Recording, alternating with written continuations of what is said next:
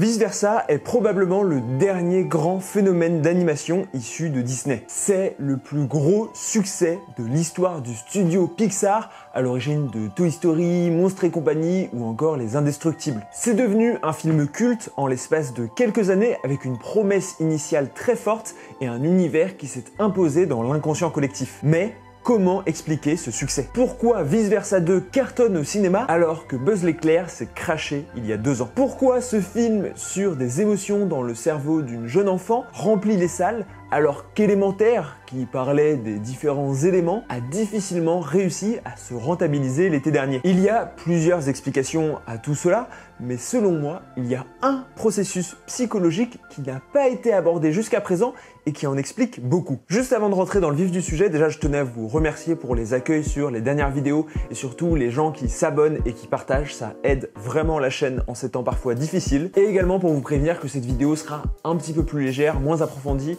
C'est ce que j'appelle des petites vidéos d'été, je suis en train de finir mon mémoire de fin d'études. Donc voilà, je voulais faire une vidéo plus chill sur un aspect de Vice Versa qui me paraissait intéressant, j'espère que ça va quand même vous plaire.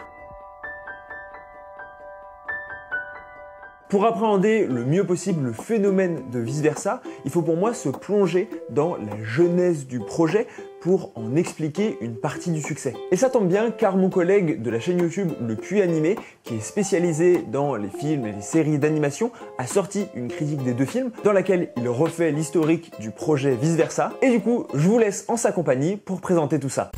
Salut à tous, merci à Adam pour l'invitation. Pour comprendre un film d'animation, médium se détachant fortement des codes du cinéma conventionnel, il est important de se concentrer dans un premier temps à son processus de création. Pour cela, plongeons-nous dans l'esprit créatif d'un grand homme de l'animation, j'ai nommé Pete Docter. Pete Hans Docter est un réalisateur, scénariste et producteur de films d'animation américains, surtout connu pour son travail avec Pixar Animation Studios. Pete est reconnu pour son talent à allier narration imaginative et thèmes profondément émouvants, de par ses films abordant des questions émotionnelles et existentielles, tout en restant accessible et divertissant pour un public de tout âge. Depuis son succès fulgurant là-haut, Pete se replonge dans ses recherches en vue d'un prochain long métrage. Recherches s'appuyant sur ses expériences personnelles et familiales, notamment avec sa propre fille, Ellie. Il a noté une transformation significative dans sa personnalité et ses émotions lorsqu'elle est passée de l'enfance à la préadolescence. Cette observation l'a conduit à réfléchir sur la complexité des émotions humaines et sur leur influence sur notre comportement et nos souvenirs. Pete Docter puise dans un premier temps dans de nombreuses références comme le court-métrage Raison et émotion des studios Walt Disney Productions sorti en 1943. Un court-métrage de propagande mettant en scène les cerveaux d'êtres humains habités par 2 personnages, raison et émotion. Pete s'est alors attelé à la tâche, en dressant d'abord une liste de 26 émotions potentielles pour le scénario de son film. Des émotions telles que l'espoir, l'amour, la cupidité ou la jalousie. Cependant, 26 émotions, c'est beaucoup trop. Et Pete devait avant tout créer une histoire accessible à tous. Pour garantir la précision scientifique et psychologique de la représentation des émotions, l'équipe de Pixar s'est alors tournée vers la communauté scientifique afin de déterminer le nombre exact d'émotions existantes. Ils ont notamment consulté des psychologues comme Paul Ekman, spécialisés dans l'étude des émotions, pour affiner la façon dont celles-ci seraient représentées et interagiraient entre elles. Les équipes du film décident alors de se concentrer initialement sur 6 émotions fondamentales de la liste de Paul Ekman. La joie, la tristesse, la colère, la peur, le dégoût et la surprise. Bien que cette dernière n'ait finalement pas été retenue dans la production. Sous la direction des réalisateurs Pete Docter et Ronnie Del Carmen, l'équipe de Pixar a déployé des efforts considérables pour concevoir un univers interne riche et complexe, tout en veillant à ce que les personnages incarnant ces émotions soient à la fois expressifs et engageants. Le film a exigé une attention minutieuse aux détails afin de rendre les interactions émotionnelles à la fois compréhensibles et divertissantes. À sa sortie en 2015, Vice Versa a été acclamé pour son originalité et sa capacité à traiter des concepts psychologiques complexes de manière accessible, devenant un succès critique et commercial et remportant de nombreux prix, dont le Golden Globe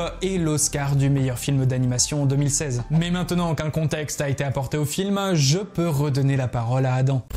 La suite est d'autant plus évocatrice de son succès parce qu'elle sort dans un contexte de grosse crise pour les studios Pixar et Disney au cinéma. Les résultats des derniers films sont considérés comme décevants et Disney Plus est accusé d'abîmer l'image de marque de l'entreprise et d'inciter les gens à ne plus se déplacer en salle, en particulier pour les films d'animation. Vice Versa 2, tout comme Vaiana 2, sont donc annoncés pour renverser cette dynamique en se concentrant sur des suites au risque d'abîmer les franchises. Mais ce n'est pas le cas, au contraire, comme je l'ai dit en intro, le second volet est même devenu le plus gros succès de tous les temps pour Pixar. Bref, les émotions anthropomorphisées sont donc directement inspirées de celles identifiées par le psychologue Paul Ekman. C'est important car ça permet de souligner la place de la psychologie dans le film. Le cerveau humain, nos manières de penser, d'agir, sont donc au centre du récit. Pour moi, le succès du film réside alors dans son approche novatrice, voire même avant-gardiste, du concept d'identification.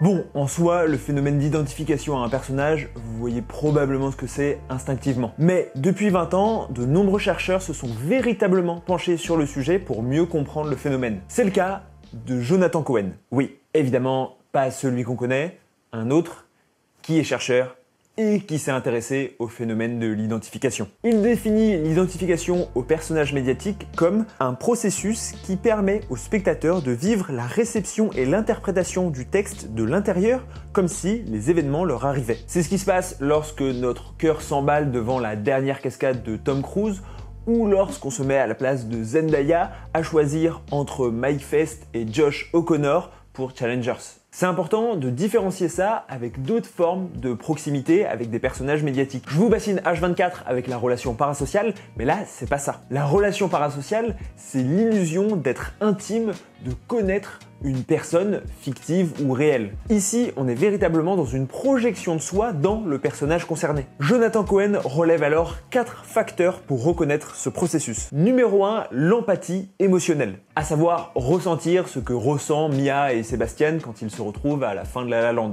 2, l'empathie cognitive, à savoir être capable de se mettre à la place de Spider-Man quand il doit choisir entre sauver MJ ou sauver New York et se demander ce qu'on ferait à sa place. 3, partager et internaliser les objectifs du personnage. Donc par exemple, se mettre à espérer que Barbie réussisse à s'émanciper de Barbie Land. Et numéro 4, l'absorption ou la sensation de devenir le personnage, à savoir une perte temporaire de la conscience de soi et le fait d'imaginer l'histoire comme si on était l'un des personnages. C'est le moment où on ressort de Sherlock Holmes persuadé de pouvoir décrypter les gens alors qu'en fait on les fixe juste de manière ultra bizarre. L'identification du spectateur dans un film est devenue quelque chose d'essentiel dans la pop culture. Déjà car ça permet à l'audience de construire sa propre identité. On l'avait vu dans ma vidéo sur la masculinité toxique, mais parfois on va prendre comme modèle des images médiatiques et calquer notre personnalité dessus pour pouvoir se développer personnellement autour de ce modèle. Aussi, ça introduit un lien beaucoup plus fort à l'œuvre. Une étude a été menée et montre qu'il existe une corrélation très forte entre l'identification au personnage d'un film et notre satisfaction ou non devant ce film. Cette même recherche souligne que l'identification entraîne une plus grande élaboration cognitive si on s'identifie donc au personnage. C'est pour cette raison que les films et les séries vont de plus en plus pousser ce facteur avec de plus en plus de personnages qui vont offrir de plus en plus de diversité pour que chacun puisse s'identifier. L'objectif est que chaque individu puisse se reconnaître dans une figure médiatique et le mieux pour ça, c'est de lui proposer un personnage qui lui ressemble. Mais ce n'est pas la stratégie choisie par Vice Versa. Au contraire, certes, le film, ou même maintenant devrais-je dire les films, offrent une place centrale à l'identification. Dès son origine, ça se vérifie. Le personnage de Riley est directement inspiré de la fille de Pete Docter.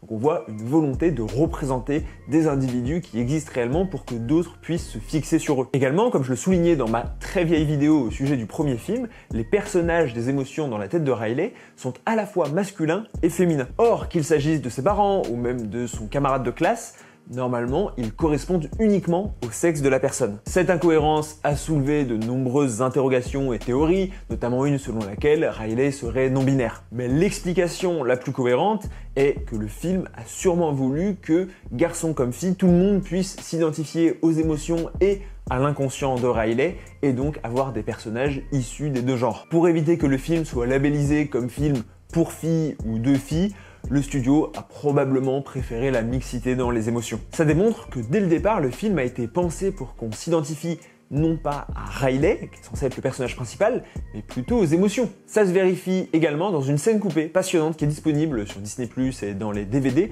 où on voit les émotions telles qu'elles avaient été pensées à l'origine. À la base, chaque émotion devait avoir un nom pour en faire un personnage à part entière. Par exemple, colère devait s'appeler Ira. Listen, Ira, no more punching holes in the walls. It took me 3 hours to patch the holes from yesterday. They all have fists, and yet somehow when there's a hole in the wall, it's always my fault! Good morning, everyone. Preston has arrived. The day can now begin. Le problème, c'est qu'au lieu de créer une meilleure identification au personnage des émotions, ça créait surtout beaucoup plus de confusion. De même, à l'origine, il y avait beaucoup plus que 5 émotions, ce qui rendait plus difficile la fixation identificative du public. Le choix a donc été fait de resserrer le récit et d'expliciter le propos, ce qui est assez logique pour un film familial. Pour bien comprendre comment fonctionne l'identification dans Vice Versa, je vous propose d'analyser une scène du premier film à travers les critères définis par Christophe Gau, qui a sorti un article sur justement les éléments objectifs permettant de montrer une volonté d'identification dans les films.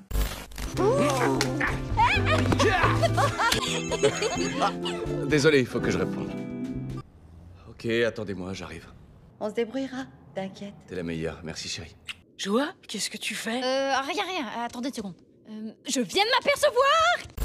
J'ai décidé de prendre cette scène anodine du premier film qui intervient au bout de 10 minutes. On y voit Riley jouer au hockey avec ses parents avant que son père reçoive un appel du travail. Lors de la bonne humeur générale, les plans sont éloignés et accompagnés d'une musique légère. Dès que le coup de fil retentit, la musique s'arrête pour éveiller l'attention du spectateur. Puis, on voit un plan proche de Joa dont le sourire s'efface. Cela rejoint l'analyse de Christophe Gau qui explique que la proximité du personnage augmente l'implication du spectateur. Pour lui, l'exploitation du gros plan sur un visage impose un maintien du spectateur dans l'humeur désirée. Ensuite, on a de nouveau un plan d'ensemble avec toutes les émotions comme une transition, puis un nouveau plan serré, cette fois sur Riley qui montre son désarroi, suivi d'un énième plan serré sur Joa qui suit le même body language. Mais c'est surtout ce plan en travelling avant qui va littéralement détacher Joa du reste des émotions qui participent aussi à la fixer comme l'objet de l'identification. Ce sont ces émotions à elle, de la joie à la déception puis au sursaut, qui se doivent d'être transmises au spectateur. Dans cette scène, on va donc s'identifier à Riley, mais surtout à Joa. Pour autant, la vraie force du film est justement de réussir à dépasser cette impasse.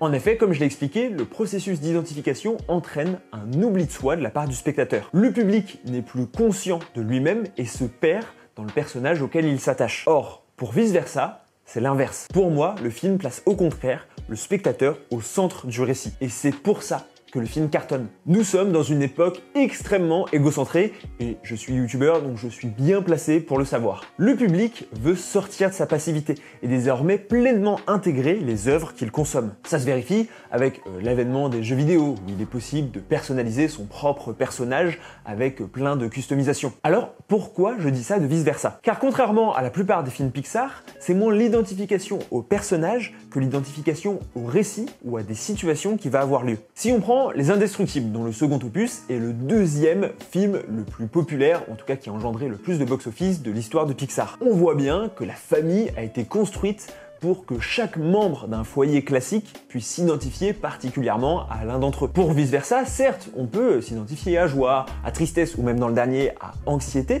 comme je l'ai montré avec la mise en scène qu'il met en avant, mais la force du film n'est pas de nous faire nous oublier pendant 1h30, mais au contraire de nous mettre en avant. Riley, qui est le personnage humain qui est censé être le personnage principal, n'est finalement qu'un relais émotionnel, voire un relais d'identification pour les jeunes enfants. C'est finalement un prétexte au scénario, parce que le film va venir nous parler directement. Ça se vérifie principalement sur les différents gags du long métrage. En plus de quelques vannes absurdes ou de comiques de situation ou de répétition, on va avoir des blagues méta où le spectateur va rire de lui-même car il va se reconnaître dans certains comportements. C'est le cas par exemple de la scène de la fabrique des rêves où on voit un cauchemar de Riley qui se rend à l'école et qui vient de se rendre compte qu'elle a oublié de s'habiller. À qui ce n'est pas déjà arrivé? Enfin, j'espère, sinon cette vidéo est en train de devenir une confession beaucoup trop intime. Pareil, c'est pas une blague, mais beaucoup de spectateurs ont avoué s'être reconnus dans la scène de crise d'angoisse dans Vice Versa 2. Du coup, le film se repose sur l'identification des personnages, mais plutôt d'un point de vue cognitif au niveau des enjeux. C'est ce que je disais un peu plus tôt dans les critères définis par Jonathan Cohen, ça va plutôt être sur les objectifs des personnages. Là, on va pouvoir s'identifier, on va vouloir que Joie arrive à ses fins, on va vouloir que Riley arrive à ses fins, mais par contre, on ne va absolument pas remplir le quatrième critère qui est celui de l'absorption, là où on s'oublie. Au contraire, le film va parfois quasiment briser le quatrième mur pour s'adresser à nous. Cette stratégie se vérifie dans la bande-annonce du premier film. Le trailer officiel se repose uniquement sur la scène du repas avec les 3 membres de la famille et donc ne raconte absolument pas le récit, montrant bien que ce n'est pas essentiel au film. Mais surtout, l'accroche est « Faites connaissance avec les émotions qui vivent dans vos têtes ». On voit alors directement une adresse au public avec la promesse de voir ce qu'il se passe dans notre cerveau et pas forcément celui de Riley ou d'un autre personnage auquel on pourrait s'identifier. Et c'est pour ça que Vice Versa cartonne dans un contexte où le spectateur a envie de devenir le cœur du récit. Ça se vérifie également avec l'avènement du stand-up en ce moment en France où de plus en plus d'humoristes jouent avec le public, publient sur Instagram ces échanges avec le public et donnent envie aux gens de venir parce qu'ils peuvent être d'un seul coup le centre de l'attention, le centre du spectacle. Désormais, le spectateur a envie qu'on parle directement de lui. Sur les réseaux sociaux, il voit du contenu extrêmement personnalisé, extrêmement ciblé, et il a envie de retrouver cette impression qui est extrêmement confortable d'être dans sa bulle, dans toutes les œuvres et dans tous les contenus qu'il consomme. Vice versa, joue alors sur une forme d'effet Barnum, avec des affirmations et des situations assez générales pour que ça touche quasiment tout le monde, et à la fois assez spécifique pour qu'en la voyant, on a l'impression que ça nous parle directement et que ça fait référence à quelque chose qu'on a précisément vécu individuellement. Avant, les gens voulaient des personnages qui leur ressemblent, désormais, ils veulent qu'on parle d'eux. Cela rejoint aussi dans un sens la théorie de l'auto-perception ou self-perception par Daryl Bem, développée en 1967. Selon lui, l'humain prend conscience de ses attitudes en observant son propre comportement. Et c'est ce que nous propose Vice Versa. Vice Versa nous propose de visionner, de regarder notre propre comportement de l'extérieur, comme si on avait accès directement à nos émotions, à notre cerveau, et qu'on pouvait mieux comprendre ce qui en était à l'origine. C'est une situation qui peut créer une forme de malaise dans les scènes qui justement sont difficiles ou recréent des moments de gêne qu'on a tous vécu, mais qui offre aussi une forme de satisfaction dans l'impression de se sentir reconnu par le film qu'on regarde. Ça nous légitime aussi dans notre être, dans notre manière d'être et de vivre, parce que voilà, c'est représenté au cinéma, c'est représenté à l'écran, l'impression de déjà vu, ces rêves un peu étranges, ces émotions qui réagissent d'une manière ou d'une autre, l'arrivée de la puberté, toutes ces choses qui ne sont pas forcément directement invoquées dans la plupart des films, ou le sont toujours à travers des personnages sur lesquels on doit se fixer, cette fois, ils le sont directement. Il n'y a plus besoin de fixation, on peut se projeter, et donc on n'a pas besoin de s'oublier pour regarder Vice Versa. Ça doit aussi, et bon, ça j'ai pas la preuve, très bien marcher auprès des enfants, qui justement sont en phase de construction, et c'est ce que dit Daryl Bem, on se construit également en voyant nos propres comportements. Et donc l'enfant peut observer directement ses propres comportements depuis le film pour mieux les analyser et probablement mieux les appréhender quand ça lui arrivera. Et pour moi, c'est ça le vrai secret du succès aussi massif de Vice Versa. Bien sûr, il y a plein d'autres points que j'aurais pu aborder, mais celui-là me paraissait particulièrement intéressant parce que pour moi, il diffère profondément et je vois pas tellement d'autres films qui poussent à ce point le curseur de l'auto-perception et qui met justement de côté un petit peu l'identification qui fait loi actuellement dans la pop culture. Mais si vous en avez en tête, ça m'intéresse vraiment. J'espère que cette vidéo vous a plu, merci énormément au Puits Animé d'avoir accepté de participer dans des conditions en plus qui n'étaient pas faciles. J'ai fait cette vidéo sur 3-4 jours. Comme je vous ai dit, je suis en train d'écrire mon mémoire, donc je suis sur des délais très serrés. N'hésitez pas à aller voir sa chaîne si le cinéma d'animation, ça vous intéresse. N'oubliez pas de vous abonner, de mettre la cloche, de partager. Vraiment, je vous jure que ça m'aide plus que tout. N'hésitez pas à commenter votre avis, vos impressions sur cette vidéo, sur Vice Versa. Vous n'êtes peut-être pas d'accord avec mon analyse, peut-être que vous êtes particulièrement identifié dans une des émotions ou dans Riley. Mais donc, dites-moi vous ce que vous en pensez. On se retrouve très bientôt. C'était Adam Bros. Ciao!